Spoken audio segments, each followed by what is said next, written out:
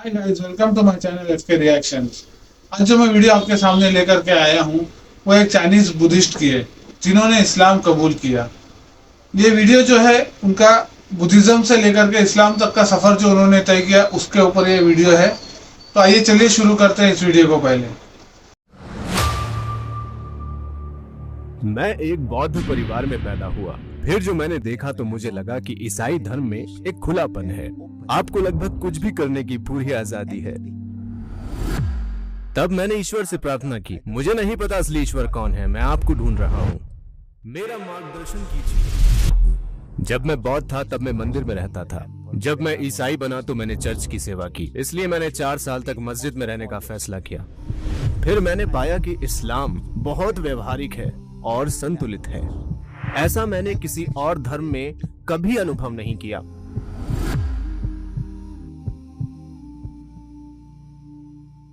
अस्सलाम वालेकुम शेख हुसैन जी।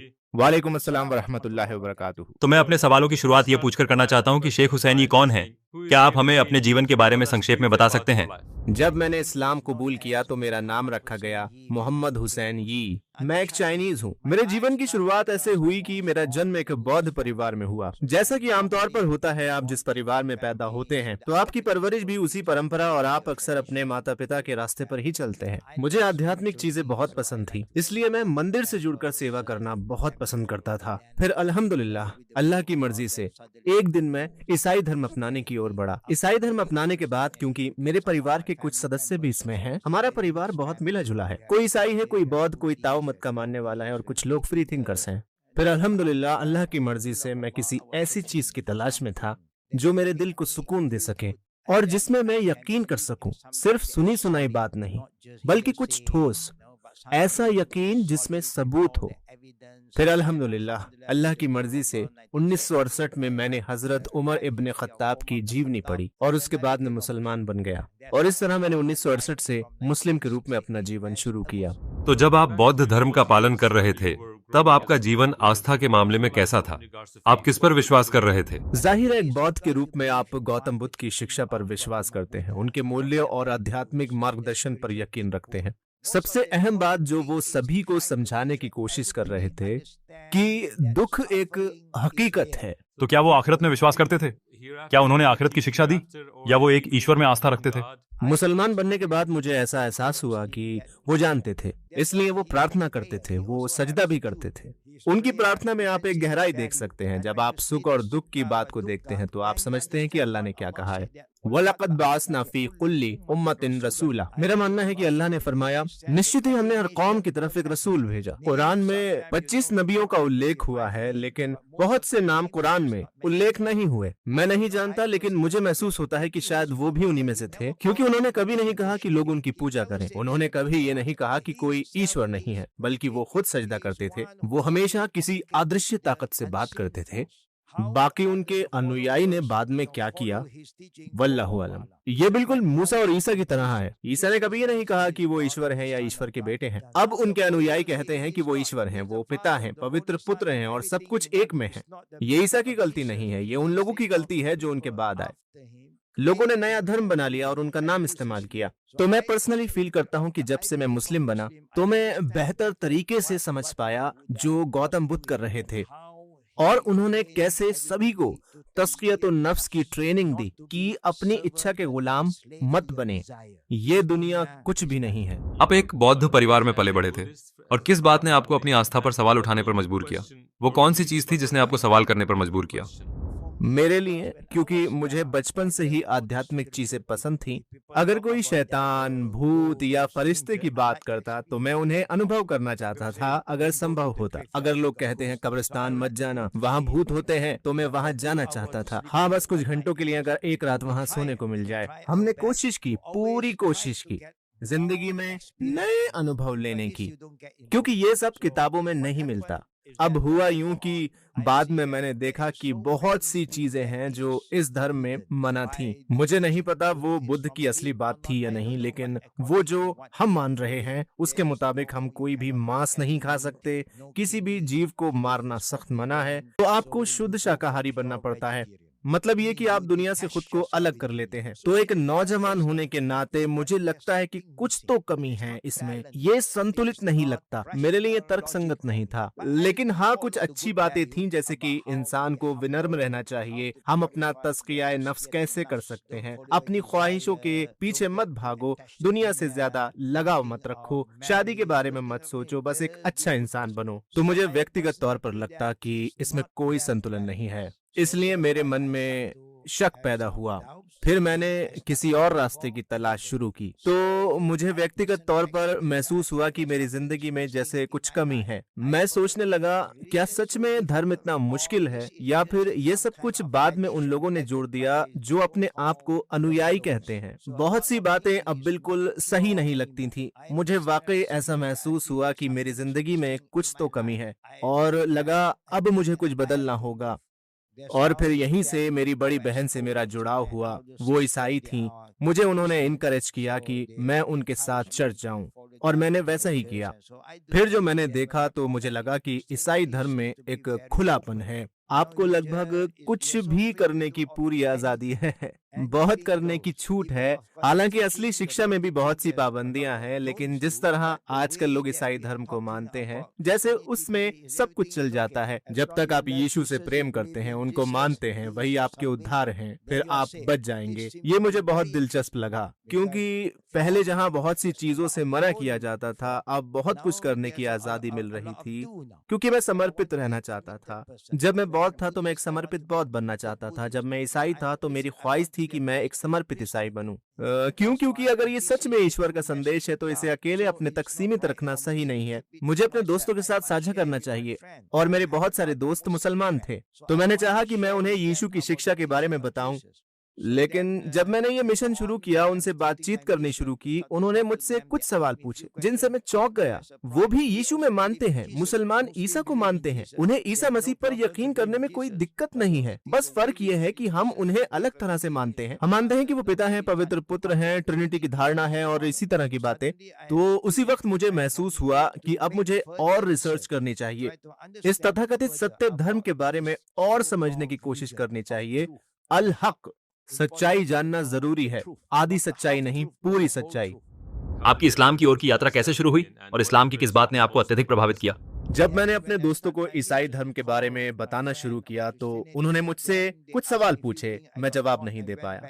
फिर मैं पादरी के पास गया और उनसे ट्रिनिटी के बारे में समझाने को कहा, यानी पवित्र पिता, पवित्र पुत्र और पवित्र आत्मा। लेकिन वो मुझे संतुष्ट नहीं कर पाए, क्योंकि मुझे सोचना पसंद है, सवाल करना पसंद है। वो नहीं कर पाए और बस इतना कहा, तो पवित्र आत्मा के तुम्हारे पास आने की प्रतीक्षा करो, पवित्र आत्मा तुम्हें सब समझाएगी। तो बस यही उन्होंने कहा और मैं इंतजार करता रहा। तो मैंने ईश्वर से प्रार्थना की, मुझे नहीं पता असली ईश्वर कौन है, मैं आपको ढूंढ रहा हूँ, मेरा मार्गदर्शन कीजिए। मैं कहता कि मुझे उस ईश्वर से प्रार्थना करनी चाहिए जो जानता है कि मैं उसकी तलाश कर रहा हूँ। मैंने किसी का नाम इस्तेमाल नहीं किया, मैंने बस कहा, हे ईश्वर तू जानता है मैं तुझे ढूंढ रहा हूँ। फिर अचानक मेरे दिल में कुरान पढ़ने की बहुत तेज चाहत हुई। मैं जानना चाहता था मुसलमान आखिर क्या मानते हैं, लेकिन किसी ने मुझे कुरान नहीं दिया। सच्चाई की खोज करने की मेरी प्रवृत्ति बहुत मजबूत है, अल्हम्दुलिल्लाह। मैंने सैयदना उमर अल खत्ताब की किताब पढ़ी, जो इस्लाम के दूसरे खलीफा थे, जो कभी इस्लाम के दुश्मन थे। रसूल अल्लाह सल्लल्लाहु अलैहि वसल्लम के भी दुश्मन थे, यहाँ तक कि नबी सल्लल्लाहु अलैहि वसल्लम को मारना चाहते थे। लेकिन कुरान से उनको हिदायत मिली और फिर वो मुस्लिम बन गए, और सिर्फ नाम के मुसलमान नहीं बल्कि रसूल अल्लाह सल्लल्लाहु अलैहि वसल्लम के साथी बने, और फिर वो दूसरे खलीफा बने। और उनके समय में रोम और फारस इस्लामी शासन के अधीन आ गए और इतिहास में एक बहुत बड़ा बदलाव आया। यहीं से मेरा दिल खुल गया। ये धर्म बहुत ही ताकतवर है, जो एक आदमी को पूरी तरह बदल सकता है। वो आदमी जो इस्लाम के खिलाफ था, रसूल अल्लाह सल्लल्लाहु अलैहि वसल्लम का दुश्मन था, जो नबी को मारना चाहता था, फिर कुरान के साथ, कुरान की हिदायत के जरिए वो पूरी तरह बदल गए। यही मेरी इस्लाम की यात्रा की शुरुआत थी। फिर मुझे लगा कि इस्लाम बहुत व्यवहारिक है, बहुत संतुलित है। हाँ, इसमें करो और मत करो दोनों ही बातें हैं, लेकिन मत करो वाली बातें बहुत कम है। आप नमाज पढ़ते हैं, लेकिन साथ ही मेहनत भी करनी पड़ती है। आप परिवार भी बना सकते हैं, आप लेन देन कर सकते हैं, शादी ब्याह कर सकते हैं। सब कुछ अच्छी तरह से संतुलित है। और जब मैंने इस्लाम को और गहराई से जाना तो पाया कि इस्लाम परफेक्ट है। ये आपको ए से जेड तक सब समझाता है, सब कुछ तैयार है। आपको खुद कुछ बनाना नहीं पड़ता, बस उस तरीके को अपनाना होता है। कैसे खाना है, कैसे पीना है, कैसे कपड़े पहनने हैं, कैसे बात करनी है, कैसे काम करना है, सब कुछ बहुत ही साफ तरीके से बताया गया है। अल्लाह अकबर वलिल्लाहिल हम्द। ऐसा मैंने किसी और धर्म में कभी अनुभव नहीं किया। दूसरे धर्म में सिर्फ बातें करते हैं, लेकिन उनके पास कोई सबूत नहीं, कोई विस्तार नहीं। इस्लाम सिर्फ सुनी सुनाई बात नहीं, न सिर्फ जो अल्लाह ने कहा, बल्कि पैगंबर को इसलिए भेजा गया ताकि वो हर चीज करके हमें दिखाए। तो वह मुख्य बात क्या थी जिसने आपको यह विश्वास दिलाया कि इस्लाम 100% सत्य है?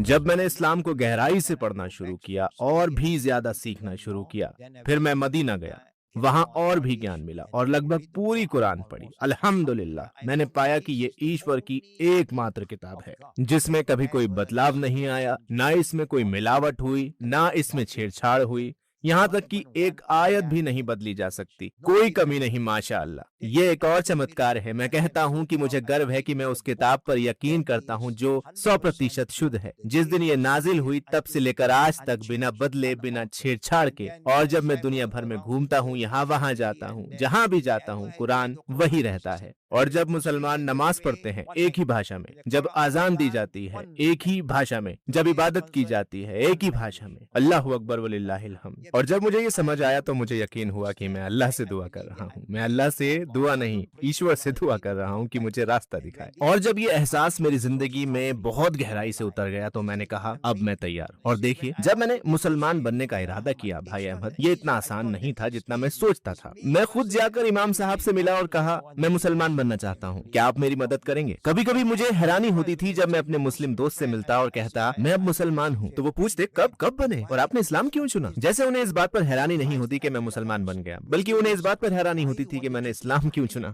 ये बात मुझे बहुत दुख देती है, लेकिन मैं किसी को दोष नहीं देता, क्योंकि मेरे अपने अनुभव में जब मैं बुद्धिज्म से फिर क्रिश्चियनिटी से गुजरा तो मैंने देखा कि बहुत से लोग बस अनुयायी होते हैं, अंधे अनुयायी। वो बस बिना नॉलेज के मानते हैं। वो बस कह देते हैं मैं बौद्ध हूँ, मैं ईसाई हूँ, लेकिन वो खुद अपनी किताब तक नहीं पढ़ते। कितने ईसाई हैं जिन्होंने बाइबल पढ़ी है, कितने बौद्ध हैं जिन्होंने धर्म पढ़ा है? बहुत कम, आप गिन सकते हैं। लेकिन सभी मुसलमान कुरान पढ़ते हैं। लाखों मुसलमान कुरान को जुबानी याद कर लेते हैं। क्या आप सोच सकते हैं? ये चमत्कार अद्भुत है और यही चीज मेरी आस्था को और मजबूत बनाती चली गई। अल्लाह पर मेरा यकीन, कुरान और इस्लाम की ओर मेरा झुकाव कभी भी कम नहीं हुआ। हालांकि मुझे कई जगहों पर मुश्किलों का सामना करना पड़ा, लेकिन इन सब के बावजूद मेरा ईमान कम नहीं हुआ।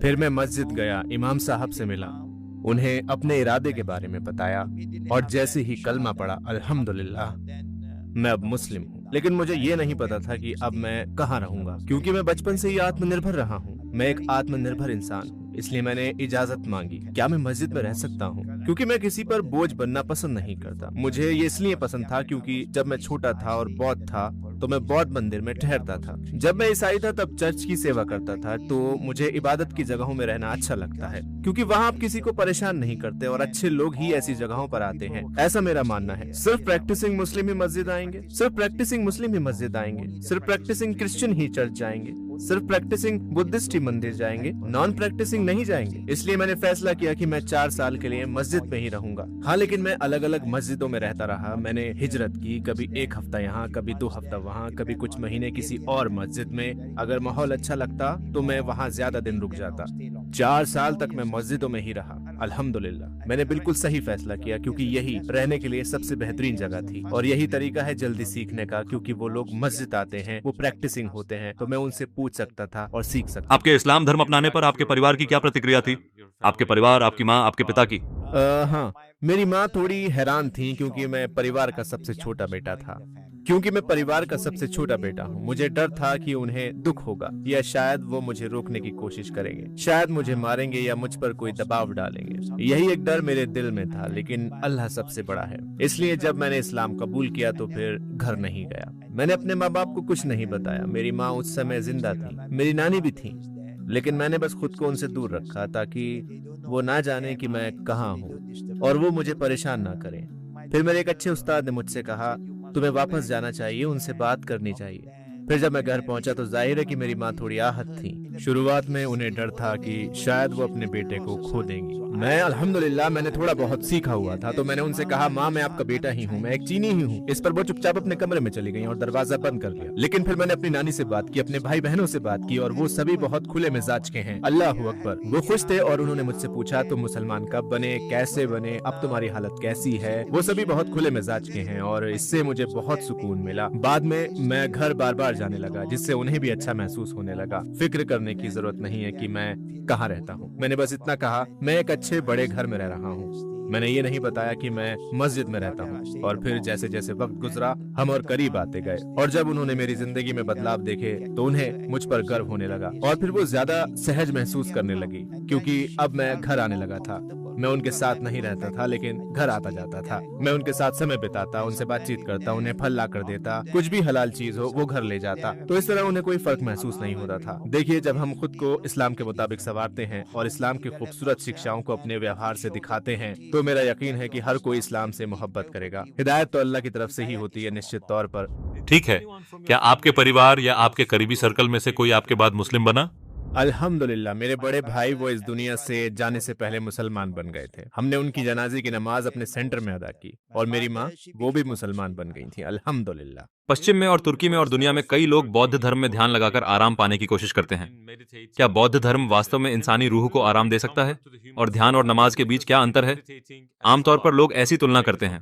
अगर आप गौर से देखें तो आप पाएंगे कि इस्लाम हर चीज में ज्यादा मुकम्मल और संतुलित है। इस्लाम आपको ये नहीं सिखाता कि बस बैठ जाएं, मेडिटेशन करें और कुछ न करें। हम मानते हैं कुल्ली हरका बरका, यानी जब आप चलते हैं, कुछ करते हैं तो अल्लाह की बरकत आती है। तो आप देखेंगे इस्लाम में नमाज कितनी खूबसूरत अमल है, क्योंकि हमारी नमाज हमने खुद से नहीं बनाई है। हम जो कुछ भी नमाज पढ़ते हैं वो हमारी तरफ से नहीं है, बल्कि अल्लाह ने रसूलुल्लाह सल्लल्लाहु अलैहि वसल्लम को ये सिखाया और रसूलुल्लाह सल्लल्लाहु अलैहि वसल्लम ने हमें सिखाया। ये एक बेहद खास अंदाज का संवाद है। इसमें रुकू यानी झुकना है, सजदा करना है। और बिल्कुल अगर आप बौद्ध धर्म की शिक्षाओं को देखें या मूसा अलैहिस्सलाम, ईसा अलैहिस्सलाम की शिक्षा में भी आपको रुकू और सजदा मिलेगा, वर्काऊ मार राकीन आदि। लेकिन फिर लोगों ने उस पर अमल करना छोड़ दिया, लोग बदल गए और पीढ़ी दर पीढ़ी लोग असली शिक्षा को भूलते चले गए। उनके पास अब कोई असली ग्रंथ ही नहीं बचा जिससे वो दोबारा सीख सकें। बौद्ध धर्म के साथ भी बिल्कुल ऐसा ही हुआ। हर चीज का इतना ज्यादा अनुवाद हो चुका है कि अब सब कुछ नियंत्रण से बाहर हो गया है। असली तौरात नहीं रही, उसकी जगह तलमूद ने ले ली है। इंजील का भी यही हाल है और असली शिक्षा खो चुकी है। लेकिन अल्हम्दुलिल्लाह सिर्फ कुरान ही है जो आज तक वैसा ही है जैसा भेजा गया था। अल्लाह अकबर। ठीक है, जब ध्यान करते हैं तो क्या लोग कुछ भी न सोचने की कोशिश करते हैं? और क्या आपको लगता है कि यह संभव है और रूह के लिए वाकई मददगार है? मेडिटेशन एक तरीका है अपने अंदर की नकारात्मक चीजों को दूर करने का। मैं मेडिटेशन को तज़किया नफ्स मानता हूँ। मन करे अपनी सभी नकारात्मक बातों को याद करें और उन्हें शुद्ध करने की कोशिश करें। जो कुछ भी नकारात्मक है उसे सकारात्मक से जीतने की कोशिश करनी चाहिए। इसके लिए बहुत सोच विचार करना जरूरी है। अगर आप नकारात्मकता के बारे में सोचेंगे ही नहीं तो उससे कोई मदद नहीं मिलेगी। आपको ये सोचना होगा कि जो कुछ भी हुआ उसके पीछे कोई वजह जरूर थी। यही वजह है कि कर्मा है। हम इसे कज़ा और कद्र कहते हैं। जो भी हो, वरा कुल्ली मसअला सादा, जैसा कि हम जानते हैं कि इसके पीछे यानी हर मुश्किल के पीछे एक सीख छुपी होती है। हमें हमेशा सकारात्मक सोच रखनी चाहिए। अल्लाह कभी भी कुछ बिना वजह नहीं करता। अब जब हम मुसलमान हैं तो इस्लाम बहुत पारदर्शी है, बहुत मुकम्मल है। इससे जुड़ना और समझना भी आसान है। तो मेडिटेशन उस दौर में एक तरीका था, लेकिन अगर आप इस्लाम में देखें तो सबसे बेहतरीन तरीका है अल्लाह अकबर। सोचिए, नमाज शुरू करने से पहले आप कितना कुछ करते हैं। आपको पहले अपने जिस्म को साफ करना होता है, आप वुजू करते हैं। देखिए इस्लाम कितना मुकम्मल है। और आप क्या सीखते हैं जब आप अपने हाथ धोते हैं, मुंह नाक चेहरा धोते हैं, क्योंकि ये सब दुनिया के लिए खुले होते हैं और हमारे चारों ओर सब कुछ इतना करप्टेड है। इसलिए मैं अपने छात्रों को या जिससे भी मिलता हूँ याद दिलाता हूँ, कृपया कभी भी अपनी नमाज मत छोड़िए। आप बस अल्लाह से जुड़े रहिए। फज़कुरूनी अज़कुरुकुम। अल्लाह हमेशा आपके साथ है, चाहे हालात कितने भी मुश्किल क्यों ना हो। कृपया कभी भी अपनी नमाज मत छोड़िए। आपको पैगंबर मोहम्मद अलैहिस्सलातु वस्सलाम के बारे में सबसे ज्यादा प्रभावित करने वाला क्या लगा? सल्लल्लाहु अलैहि वसल्लम। उनसे तुलना करने जैसी कोई चीज है ही नहीं, क्योंकि उन्हें हम सब के लिए रहमत बनाकर भेजा गया था। उन्होंने हमें अल्लाह तक पहुंचाने का रास्ता दिखाने में अपनी जिंदगी लगा दी। और वही तो रास्ता है। इसलिए कभी भी नबी की सुन्नत को नजरअंदाज मत कीजिए। मैं दुनिया भर में मौजूद अपने मुसलमान भाइयों और बहनों से गुजारिश करता हूँ, आप जहाँ भी हो नबी को दरकिनार मत कीजिए। आप कहते हैं कि आप अल्लाह पर ईमान रखते हैं, तो अल्लाह ने एक शर्त रखी है, कुल इन तुम तुहिब्बुनल्लाह फत्तबिऊनी युहिब्बुकुमुल्लाह। आपको पैगंबर को मानना ही चाहिए। तो कृपया विनम्र बनिए। जो अल्लाह ने फरमाया, जो नबी ने फरमाया, बस उसी का पालन कीजिए, तो आप कभी गलत नहीं होंगे। एक चीनी के रूप में आप शायद दुखी महसूस कर सकते हैं कि आपका देश, जैसे कि 1 अरब से अधिक लोग, उनमें से अधिकांश अब नास्तिक हैं। आपको क्या लगता है हम उनके दिलों तक कैसे पहुंच सकते हैं? आपके अनुसार हम उन्हें इस्लाम से कैसे परिचित करा सकते हैं? आपको क्या लगता है, क्या तरीका है? इसलिए मैं बहुत मेहनत कर रहा हूँ। आप जानते हैं, मैं हमेशा उनके साथ संवाद में रहता हूँ, मैं हमेशा उनसे जुड़ा रहता हूँ। मैं बहुत खुले मिजाज का हूँ और मुझे लगता है कि वो लोग भी बहुत खुले मिजाज के हैं भाई अहमद। जब मैं अपने लोगों से बात करता हूँ जो नास्तिक हैं, तो मैं उनसे कहता हूँ, मेरे प्यारे भाइयों और बहनों, क्या आप जानते हैं, सबसे पहली बात, जब आप कहते हो कि मैं किसी ईश्वर को नहीं मानता, तो समझो आप इस्लाम के आधे रास्ते पर हो। क्योंकि जब कोई मुस्लिम बनता है, उसे सबसे पहले कहना होता है ला इलाहा, कोई ईश्वर नहीं है। आपको बस इल्लल्लाह कहना है, और ये बहुत आसान है। ला इलाहा तो आप पहले ही कह चुके हैं। अगर आप कह देते हैं तो अल्हम्दुलिल्लाह। तो मैं उन्हें समझाता हूँ और उन्हें यह महसूस कराता हूँ कि इस्लाम हमारे सामने है, खूबसूरत है, आसान है, सादा है। अल्लाह ने कभी भी धर्म को मुश्किल नहीं बनाया। और आज तक, हाँ आज तक, जहाँ भी मैं सफर करता हूँ, जहाँ भी मैं अपने लोगों से मिलता हूँ, मैं हमेशा उनसे बात करता हूँ। और अल्हम्दुलिल्लाह कुछ लोग बहुत ही सकारात्मक हो जाते हैं और सीखना शुरू कर देते हैं। मैं उन्हें कुरान देता हूँ और कहता हूँ पढ़ो, इसका मतलब पढ़ो। और 2 साल बाद वो मेरे पास आते हैं और कहते हैं शुक्रिया शेख, मैंने पूरा कुरान पढ़ लिया है। और ये बहुत ही आश्चर्यजनक था, बहुत दिलचस्प। वो लोग बहुत ही सकारात्मक होते हैं। बेशक हिदायत अल्लाह ही देता है, हमें दुख होता है, लेकिन उम्मीद कभी नहीं छोड़नी चाहिए। नमाज पढ़ते रहिए और अपनी तरफ से भरसक कोशिश करते रहिए। और दावत का सबसे बेहतरीन तरीका है भाई अहमद, खुद एक अच्छी मिसाल बनना, क्योंकि कर्म शब्दों से ज्यादा प्रभावी होते हैं। यदि दुनिया के सभी गैर मुसलमानों से बात करने का मौका होता, तो आप उनसे क्या कहते, अगर आपके पास सिर्फ कुछ पल होते? मैं हमेशा लोगों को एक बात याद दिलाता हूँ, मुसलमान और इस्लाम में बहुत बड़ा फर्क है। इस्लाम एक शिक्षा है और मुसलमान इस्लाम को मानने वाले लोग हैं। मैं एक मुसलमान होने पर फख्र करता हूँ, क्योंकि मैं इस्लाम का पालन करता हूँ, इस्लाम मेरा पालन नहीं करता। कृपया इस्लाम और मुसलमान के बीच ये फर्क समझिए। और इस्लाम किसी एक नस्ल का नहीं है, इस्लाम हम सब का है। इसलिए तो ये ISLAM है। मैं अंग्रेजी में इसका अनुवाद ऐसे करता हूँ, I shall love all mankind। अगर आपको समझ नहीं आती तो सवाल कीजिए और सीखिए, लेकिन सही जगह से सीखिए और अच्छे लोगों के साथ जुल्म मत कीजिए। हम तैयार हैं, घबराइए मत। हम यहाँ किसी को जज करने नहीं आए, क्योंकि हर इंसान के पास ये मौका है कि वो सच्चाई की तलाश करे, नेक बनने का और प्रैक्टिसिंग मुस्लिम बनने का, क्योंकि इस्लाम हम सब का है। जज़ाकल्लाह खैरन शेख हुसैन। ये हमारे साथ होने के लिए आपका बहुत धन्यवाद। हम आपको साथ पाकर सम्मानित महसूस करते हैं। अल्लाह आपको इनाम दे और महफूज रखे। आमीन भाई अहमद। वाह, आज की वीडियो वाकई में बहुत अच्छी थी। 2-4 बातें जो इन्होंने कही है धर्म को लेकर के, कि किस तरह से क्रिश्चियनिटी और बुद्धिज्म में चेंजेस हुआ है, वो सारी चीज़ें सुनकर बहुत अच्छा लगा। कि जैसे क्रिश्चियनिटी में जीसस ने कभी नहीं कहा कि मैं खुदा का बेटा हूँ, और बुद्धिज्म में भी जो बुद्धिज्म की ओरिजिनल प्रीचिंग है उसमें बहुत सी चेंजेस कर दिए गए हैं। तो धर्म को जिस तरह से आज के दौर में फॉलो किया जा रहा है, उसमें बहुत सी चेंजेस करके हुआ है।